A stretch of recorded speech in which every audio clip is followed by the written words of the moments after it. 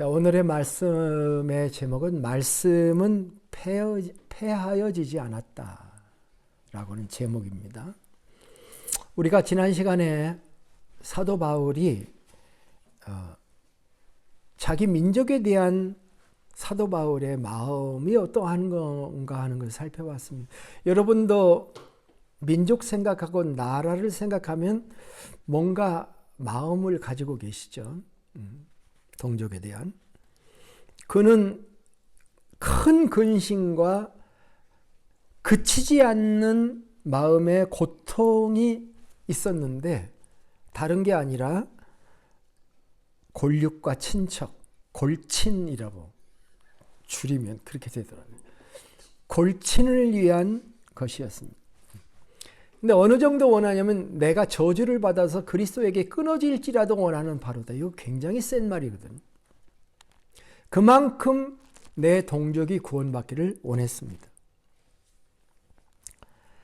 사도 바울은 왜 이런 마음을 가졌나요? 동족이 복음을 거절하기 때문에 그렇습니다. 사도 바울이 전도하러 가는 곳마다 동족에게 쫓겨나가지고 도망쳤잖아요. 그렇죠?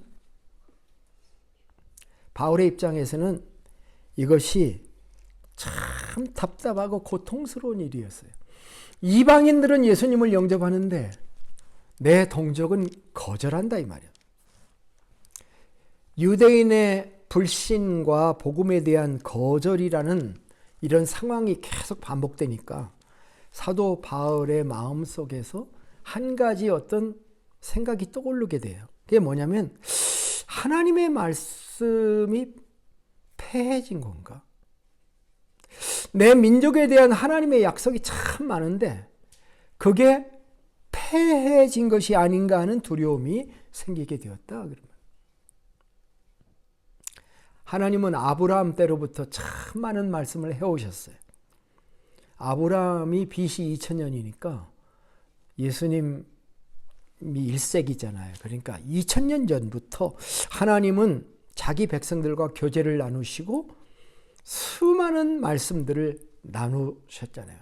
아브라함, 이삭, 야곱, 그리고 사사시대, 그 다음에 통일왕국 시대를 거쳐서 또 분열왕국 시대를 거쳐서 수많은 말씀들을 해오신 하나님인데 그 모든 말씀들이 다 영적인 유산들이잖아요.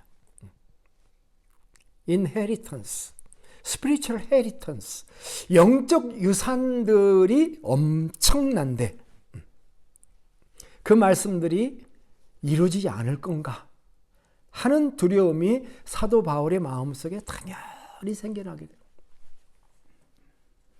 바울은 자기 동족이 가지고 있었던 영적 유산에 대해서 우리 지난번 말씀에서도 잠깐 살펴봤지만 그 영적 유산들이 9장 4절과 5절에 있어요.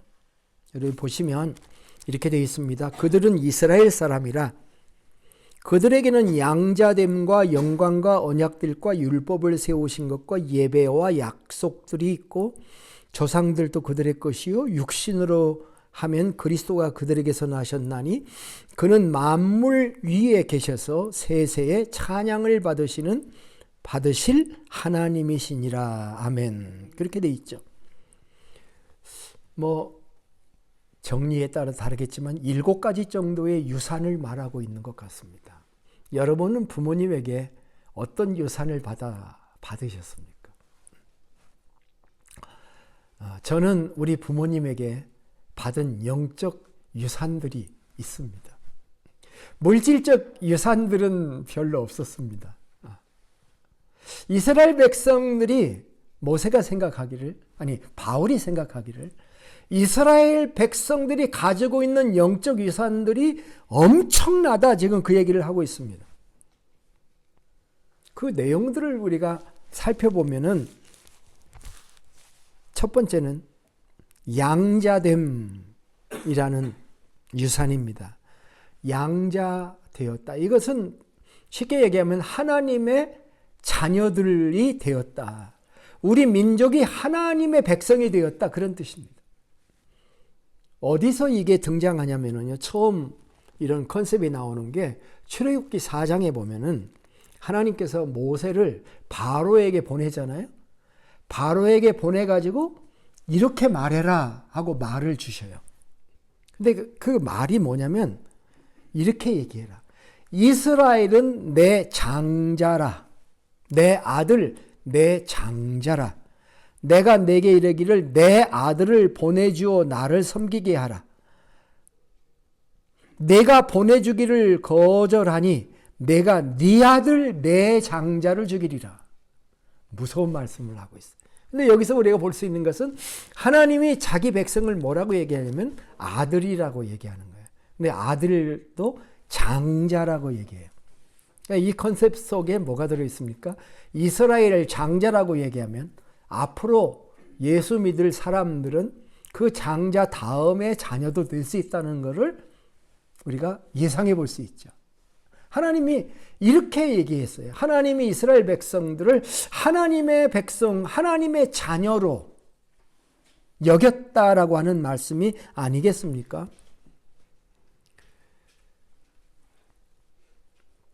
신명기 32장 5절에 모세는 이스라엘 백성들이 40년의 광야를 지나서 이제 가나안 땅에 들어갈 거예요. 그런데 모세가 이스라엘 백성에게 뭐라고 얘기하냐면은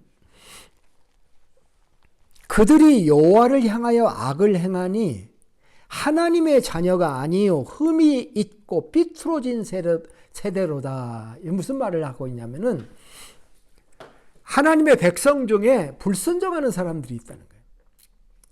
불순종하는 사람들은 하나님의 자녀가 아니고 흠이 있고 삐뚤어진 세대다라는 말을 하고 있는데 그 말의 배경에는 뭐가 깔려 있냐면은 이스라엘 백성들은 하나님의 자녀인데 하나님 자녀처럼 안 사는 사람들이 있다. 그 얘기를 지금 하고 있는 거거든요.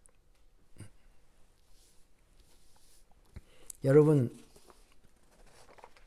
하나님의 자녀로 산다고 하는 것, 이 컨셉을 가진다는 게 얼마나 행복인지 아십니까?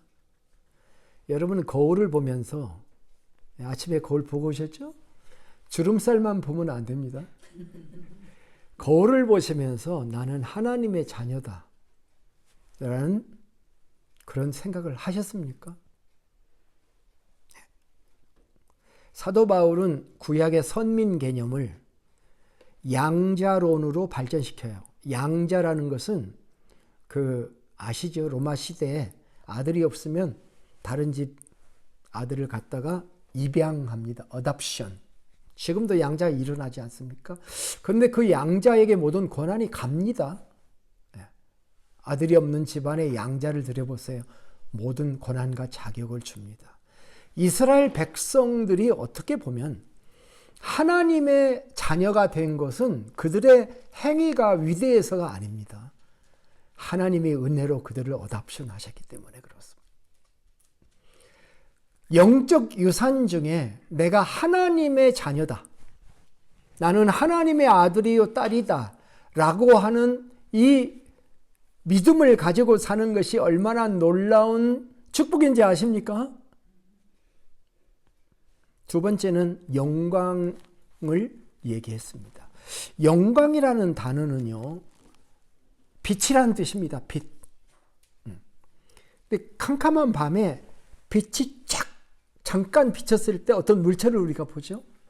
우리가 하나님을 그렇게 경험했다는 거하고도 관련할 수가 있습니다. 이 빛은 사람의 빛이 아니라 하나님의 빛이 비춰진 겁니다. 모세가 시내산에서 십계명 돌판을 들고 내려왔을 때 사람들이 그의 얼굴을 못 봤어요. 너무 눈부셔서. 여러분 태양빛을 눈으로 못 보잖아요. 우리가. 그거 계속 보고 있다는 눈 상합니다. 그것처럼 하나님의 영광. 우리는 신앙의 역사 속에 하나님의 영광을 보고 살아왔던 민족이다. 지금 그 얘기를 하고 있는 거예요. 출애굽기 16장 10절에 보니까 아론이 이스라엘 자손의 온 회중에게 말할 때에 그들이 광야를 바라보니 여호와의 영광이 구름 속에 나타나니라. 구름 속에 그것은 강렬하죠. 그죠? 강렬하게 나타나는 것이. 하나님의 빛을 본 민족이라는 거예요. 우리는 역사를 통해서. 출애굽기 40장 35절 34절에 보니까 구름이 회막에 덮이고 여호와의 영광이 성막에 충만하며 모세가 회막에 들어갈 수 없었으니 이는 구름이 회막 위에 덮이고 여호와의 영광이 성막에 충만함이더라. 구름을 셰케나라고 말하는데 셰케나의 구름, 영광의 구름인데 구름만 있어서는 안 되고 거기에 빛이 함께 나타나는 것입니다. 마태복음 17장의 변화산상에서 예수님이 나타나셨을 때에 모세와 엘리야하고 대화를 하는 그 장면에 그 얼굴이 해같이 빛나며 옷이 빛과 같이 희어졌더라고 말했던 그 영광빛. 이스라엘은 하나님의 모습을, 하나님의 영광을 빛으로 본 사람들, 이것이 우리들에게, 이스라엘 백성들에게 얼마나 위대한 유산이냐. 바울은 그렇게 생각하고 있는 것이. 세 번째는 이스라엘은 언약들도 가지고 있는 민족이다라고 얘기해요. 언약. 구약 성경에서 언약이라는 단어는, 언약이라는 단어가 베리트라는 단어인데 280번이나 등장하는 언약이라는 단어. 이 언약은 쌍방이 있어야 언약이 되는 것이죠. 언약을 맺는 사람이 갑과 을이 있어야 언약이 되는 것입니다. 하나님과 자기 백성. 언약을 가지고 있다라고는 하나님의 약속을 가지고 있다. 구약 성경에 보면은 아브라함에게 주신 것부터 그 이전에 창조 언약도 있고요, 무지개 언약도 있고요, 아브라함의 언약도 있고 모세의 언약도 있고 다윗의 언약도 있습니다. 성경은요 언약의 책입니다. 그래서 구약 성경을 우리가 구약이라고 부르잖아요. Old 언약, Old Testament. 신약 New Testament. 언약을 가지고 있다는 것입니다. 그냥 사는 게 아니라는 거예요. 신앙생활을 그냥 하는 게 아니라는 거예요. 하나님의 언약을 주셨다라는. 자, 중간 정리해 봅시다. 하나님의 자녀라는 신분을 가지고 있고, 그 하나님의 영광을 경험하며 살고, 하나님과 언약 관계에 있는 것, 이게 얼마나 큰 축복입니까? 얼마나 큰 유산을 가지고 있습니까? 그 다음에 이것이 여기서 끝나는 게 아니라 네 번째, 율법 이야기를 합니다. 하나님은 시내산에서 10가지 계명을 주셨습니다. 어떤 의미에서 십계명은 하나님의 자녀의 행동 강령이에요. 이건 단순히 계명을 지키는 것이 아니라 계명의 정신에 들어가야만 계명을 지킬 수가 있습니다. 하나님을 사랑해야만 1계명에서 4계명을 지킬 수가 있고, 사람을 사랑해야만 5계명부터 10계명을 지킬 수가 있습니다. 사랑이 없으면 정말 어떤 영혼 하나를 사랑하지 않으면 계명은 지켜질 수가 없는 것입니다. 위대한 율법을 가지고 있는 것입니다. 이건 단순한 계명이 아닙니다. 우리의 실존을 극대화하고 하나님의 사람들을 사랑의 존재로 만들어가려고 하는 하나님의 깊은 은혜로 우리에게 주어주신 계명입니다.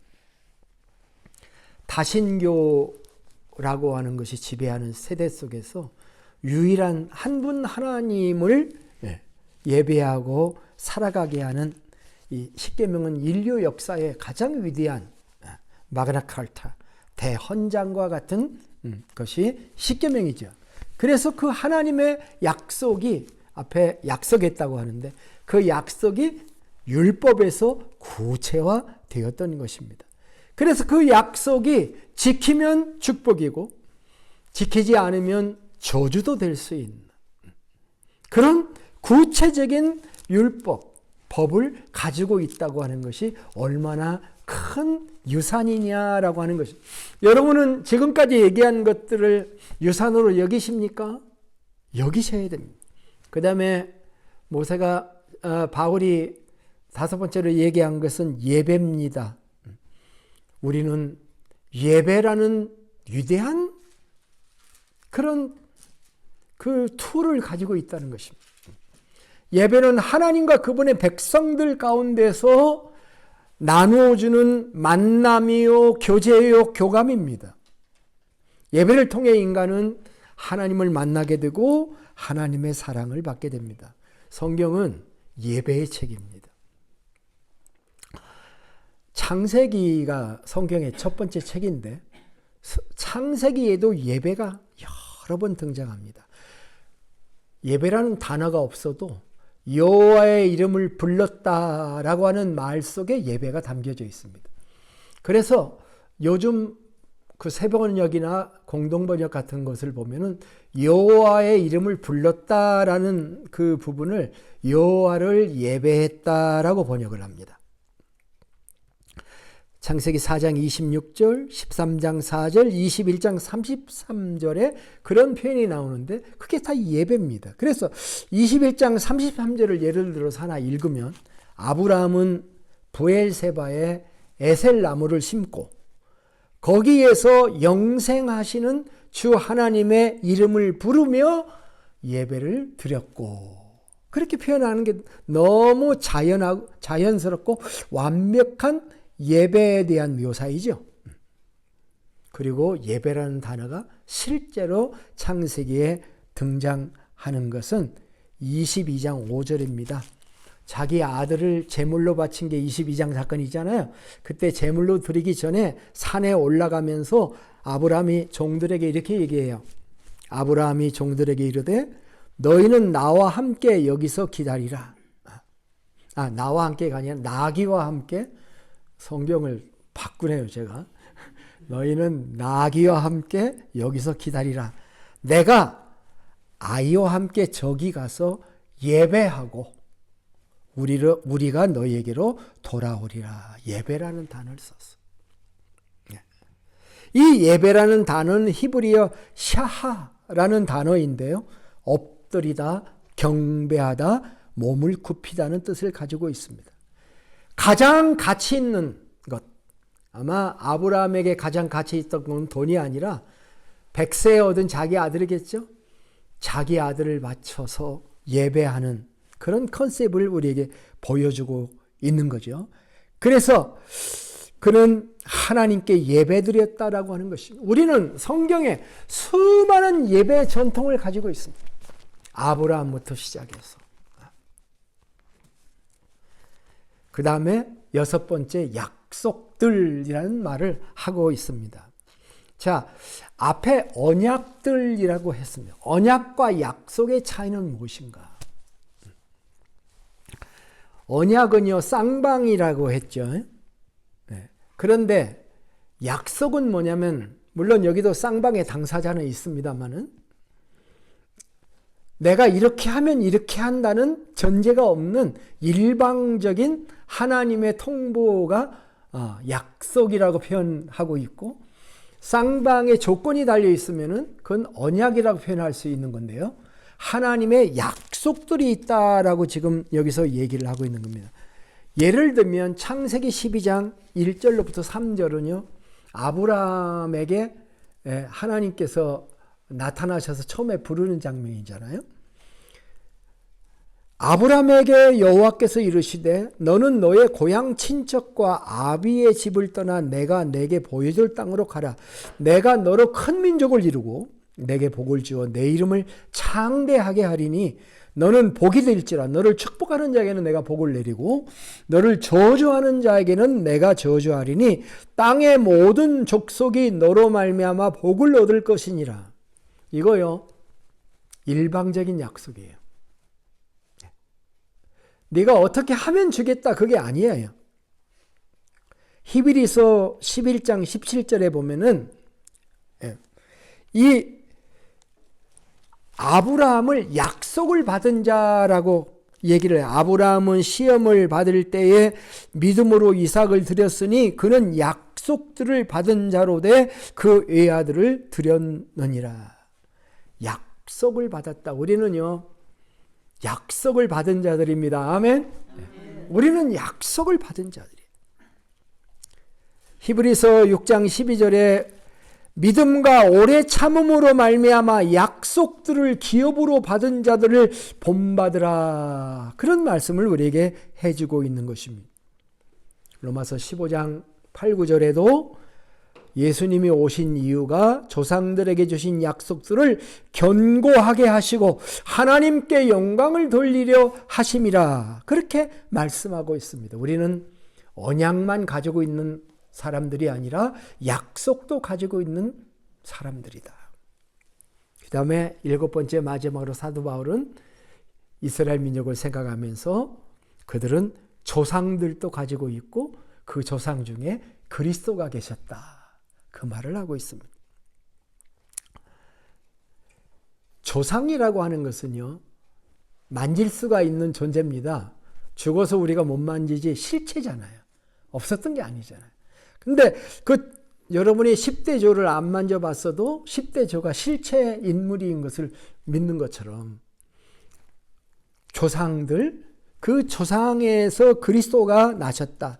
조상들도 그들의 것이요 육신으로 하면 그리스도가 그들에게 나셨으니 그는 만물 위에 계셔서 세세에 찬양을 받으실 하나님이시니라. 아멘. 조상이라는 단어가요, 파드레스라는 단어입니다. 그 샌디에고의 야구팀 이름이 파드레스죠. 예, 아버지라는 뜻입니다. 예, 선조들, 족장들라고 혈통적으로 구약의 믿음의 조상들인 아브라함과 이삭과 야곱과 같은 인물이라는 것입니다. 그런데 그 조상들 속에 담겨져 있는 하이라이트가 있다. 그 조상들 중에 하이라이트가 누구냐? 아주 바울은 매우 독특하게 강조하는데 그 하이라이트를 이렇게 얘기합니다. 갈라디아서 3장 16절을 빌어서 말하면 이 약속들은 아브라함과 그 자손에게 말씀하신 것인데 여럿을 가리켜 그 자손들이라 하지 아니하시고 오직 한 사람을 가리켜 내 자손이라 하였으니 곧 그리스도라. 사도 바울의 관점이 놀랍습니다. 조상들, 그 조상들 속에 한 사람, 그리스도에게 스포트라이트를 팍 하고 있는 것입니다.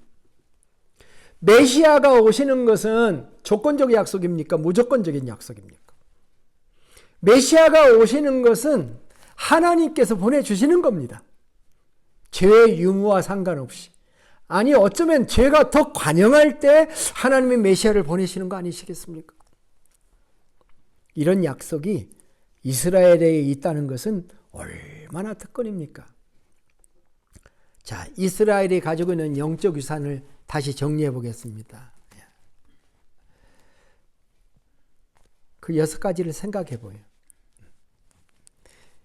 이들은 하나님의 자녀라고 그랬죠. 첫 번째는 하나님의 자녀라고 그래요. 마치 최고의 갑부인데 그 유산이 있는데도 가난하게 살고 있는 후손들을 보면 얼마나 속이 터지겠어요. 그래서 사도 바울은 절규를 하신 겁니다. 그렇게 고민해서 이러한 모든 것들이 폐해진 거냐 생각하면 사도 바울의 마음속이 막 갈기갈기 찢어집니다. 정말 퀘스천을 물고 계속 일어나게 됩니다. 그러다가 사도 바울은 이 문제를 해결하는 것 같습니다. 그렇게도 영적 유산이 많은데 복음을 거부하는 것에 대한 바울의 충격적 고민이 아픔으로 나타났던 건데 한 가지 질문이 이것들이 다 폐해진 거냐라고 고민하다가 오늘 말씀에 들어오게 되는데 그 말씀이 어떻게 시작이 됩니까? But. 그러나. 그렇게 시작하죠. 오늘 본문의 말씀이 6절이 그거죠. 그러나. 자, 여기서부터 역전이 일어납니다. 생각의 역전이 일어납니다. 아니야. 하나님의 말씀은 폐해지지 않는다. 폐해지지 않는다. 현실이 아무리 답답해도 모든 유대인들이 다 그리스도를 거절해도 하나님의 말씀은 폐해지지 않는다. 지금 그 얘기를 지금 하려고 하는 것입니다. 오늘 본문을 보면은 이것을 이제 폐해지지 않는다는 것을 증명하기 위해서 오늘 본문의 대부분을 구약 성경을 인용합니다. 예? 창세기도 인용하고요. 출애굽기도 인용하고 말라기서도 인용해요. 마지막에 말라기서까지 인용해요. 창세기, 출애굽기, 말라기까지 인용하면 시작이 창세기고 마지막이 말라기죠. 성경 전체를 사도 바울이 쭉 더듬어 봐요. 이해가 안 갈 때는요, 말씀을 봐야 돼요. 여러분이 신앙생활을 하다가 퀘션이 안 풀려. 그러면 어떻게 해야 되나요? 여러분이 성경을 읽어야 돼요. 말씀을 거듭거듭 읽어봐야 돼요. 지금 사도 바울은 자기의 그런 고민 속에서 정말 큰 근심이 지속되니까 육체에도 나타나. 그러니까 막 소화불량도 일어나고 우울증도 생기고 그거 당연한 거예요. 그런 상황 속에서 말씀을 더듬어 나가다가 자기를 살리는 것은 결국 하나님의 말씀이야. 여러분이 날마다 성경을 읽어야 될 이유가 거기에 있어요. 그 말씀을 읽다가 창세기, 출애굽기, 말라기까지 쫙 훑어나간다고 한번 생각을 해보세요. 그것을 읽어 나가면서 섭렵을 하는 거예요. 아브라함, 이삭, 야곱을 봅니다. 그리고 거기 사라도 보고 리브가도 등장하고 에서 스토리도 등장하고 나중에 모세도 등장하고 구약 성경을 관통하고 있는 거예요. 그래서 구약 성경을 관통해 본 결과 지금 몇 가지로 그것을 정리해 보자면 다음과 같습니다. 첫째는 금방도 말한 것처럼 하나님의 약속은 반드시 이루어진다. 폐해지지 않는다라고 하는 거예요. 후손에 대한 하나님의 약속은 이루어진다. 아브라함에게 내년 내 아들을 주신다고 하는 것이 내년에 이루어진 것처럼 기간에 의해서 그러니까 하나님이 하시는 방법이 늘 그래요. 아들은 주신다고 하면서도 시간을 언급한 적이 없어. 아들을 주신다고 갈대 우르에서부터 얘기를 했어. 10년 동안 아들을 안 주셨어. 그러다가 1년 전에 내년 이맘때라고 말씀하신다. 타이밍을 우리는 잘 알 수가 없어요. 어떤 때는요. 당사자들은 고민이 많죠. 100세의 아들을 주실 걸 미리 말씀해 주셨으면 내가 이 고생 안 했을 텐데 내가 개고생을 했는데 좀 미리 좀 말씀해 주시지. 그러면 내가 편안하게. 근데 하나님 그렇게 안 하신다는 거예요. 여러분이 죽을 날을 하나님이 미리 말씀해 주시면 행복할까요? 행복할까요? 자, 두 번째. 하나님의 약속의 성취는 우리가 예측하는 방법과 다르다는 거예요. 금방도 말한 것처럼. 어떻게 다르냐? 육신의 자녀가 아니라 약속의 자녀여야 한다. 첫 번째는 하나님은 씨를 약속할 때 아버지만 같으면 되는 게 아니에요. 아버지의 혈통만 이어지면 되는 게 아니라 목의 혈통도 함께 이어져야 된다. 하나님은 자기의 뜻을 이룰 때 완전한 방법으로 이 비슷하지만 다른 사이비의 방법을 안 쓴다는 거예요. 종의 아들을 통해서 대를 이어주는 이런 방법은 아니다는 거예요.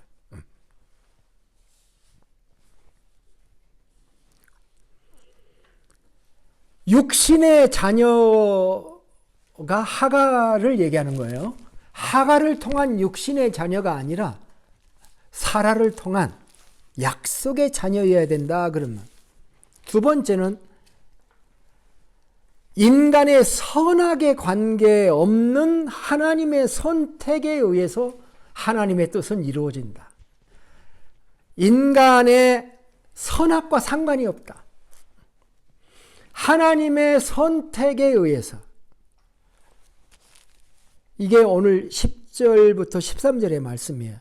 그뿐 아니라 또한 리브가가 우리 조상 이삭 한 사람으로 말미암아 임신하였는데 그 자식들이 아직 나지도 아니하고 무슨 선이나 악을 행하지도 아니한 때에 택하심을 따라 되는 하나님의 뜻이 행위로 말미암지 않고 오직 부르시는 이로 말미암아 되게 하려 하사 리브가에게 이르시되 큰 자가 어린 자를 섬기리라 하셨나니 기록된 바 내가 야곱은 사랑하고 에서는 미워하였다 하심과 같으니라. 하나님의 약속 성취는 인간의 출생 순서 따르지 않고 서열을 초월하고 선이나 악을 행하는 이전의 문제다. 나이 든 자나 어린 자의 문제도 초월하고 서열상의 역전도 일어나는 그런 일이다. 그리고 그것은 사랑할 자와 사랑하지 아니할 자를 정하는 하나님 자율의 문제이다. 예를 들어 내가 누군가를 사랑해서 그 사람하고 결혼을 했다고 칩시다. 배우자를 선택할 수 있는 확률은 수십억 분의 1이잖아요. 그죠? 왜 나를 사랑하느냐? 왜 내가 그 사람을 사랑했느냐? 그거 자율의 문제잖아요. 하나님의 약속, 위대한 유산들이 있는데 그것을 실천하시는 것은 하나님의 선택이고 하나님의 자율성에 달려있는 것이지 하나님은 반드시 자기의 약속을 이루실 수 있는 분이시다. 그렇게 얘기를 하는 것입니다.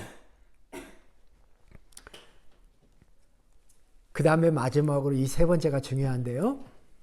하나님의 구원의 약속은 모든 사람에게 전체적으로 일어나는 것이 아니라 그 가운데 선택된 일부의 사람들에게 이루어지는 것이다.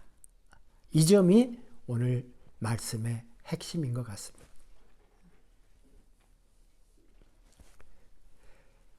하나님은 유대인 전체를 구원하겠다고 약속하지 않으셨다는 거예요. 하나님은 모든 유대인의 혈통이면 구원해 주신다. 그렇게 약속하신 적이 없다는 거죠. 따라서 사도 바울이 하고자 하는 말씀이 뭐냐고 하면은 하나님의 약속은 절대로 폐해진 것이 아니다는 것입니다.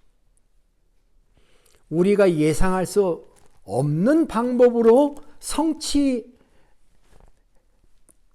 것이고 그것이 하나님의 방법대로 될 뿐이지 절대로 하나님의 약속은 폐해진 적이 없다라고 말씀하는 것입니다.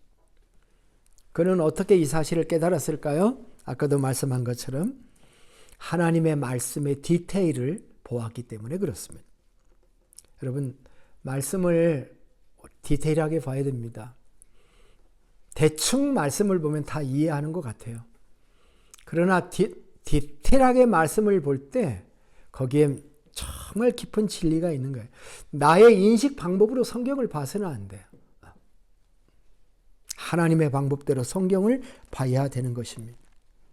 다시 정리합니다. 하나님은 모든 유대인을 구원하신다는 약속을 하신 적이 없습니다. 모든 인간을 구원하신다는 약속도 당연히 하신 적이 없습니다. 그렇다고 구원을 제한하신 적도 없으십니다.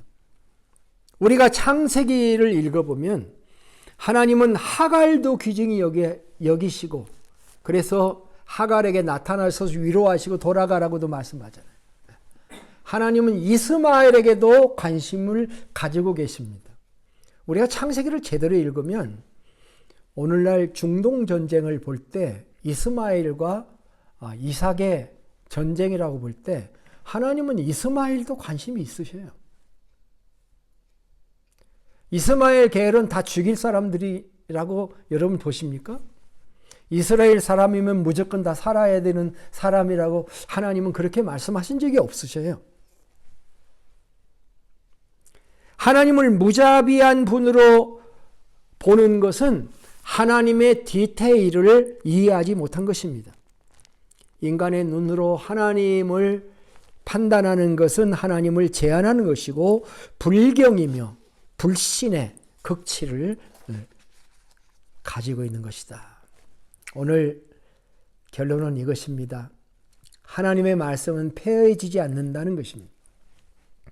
예수님께서 살아계실 때 마태복음 5장 18절 19절에 이렇게 말씀하셨습니다. 진실로 너에게 이르노니 천지가 없어지기 전에는 율법의 1.1획도 결코 없어지지 아니하고 다 이루리라. 그러므로 누구든지 이 계명 중에 지극히 작은 것 하나라도 버리고 또 그같이 사람을 가르치는 자는 천국에서 지극히 작다 일컬음을 받을 것이요. 누구든지 이를 행하며 가르치는 자는 천국에서 크다 일컬음을 받으리라. 우리가